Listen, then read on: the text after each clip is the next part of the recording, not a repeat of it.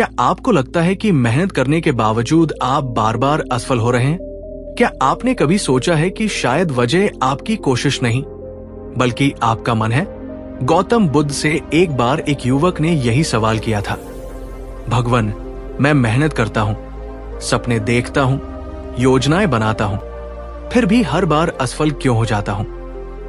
बुद्ध मुस्कुराए और बोले, असफलता तुम्हारी मेहनत की नहीं, तुम्हारे मन की है। तुम लक्ष्य के लिए दौड़ते तो हो, पर मन में संदेह और भय को साथ लेकर। सोचिए, जब कोई किसान बीज बोता है तो वो रोज उसे खोद खोद कर नहीं देखता कि अंकुर निकला या नहीं। वो धैर्य रखता है, पानी देता है, इंतजार करता है। लेकिन हम धैर्य नहीं रखते।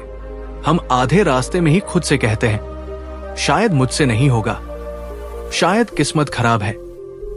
यही सोच हमें बार बार गिरा देती है। क्या आप भी अपने जीवन में यही करते हैं? क्या आप हर बार काम शुरू करने से पहले ही डर जाते हैं कि असफल हो जाएंगे? अगर हाँ, तो मुझे कमेंट में बताइए कि किस बात का डर आपको सबसे ज्यादा रोकता है।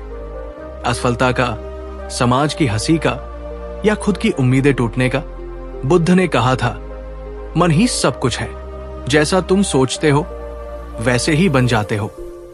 यदि मन में संदेह बोया तो फल भी संदेह का ही मिलेगा। यदि मन में विश्वास रखा तो सफलता का बीज धीरे धीरे अंकुरित होगा। सोचिए, जब एक बच्चा चलना सीखता है तो कितनी बार गिरता है? 100 बार, 1000 बार। लेकिन क्या वह हार मान लेता है? नहीं। अगर वो भी हमारी तरह हार मान ले तो शायद कभी चल ही न पाए। पर उसका मन शुद्ध है, वो डरता नहीं, इसलिए वो जीत जाता है। आपका जीवन भी वैसा ही है।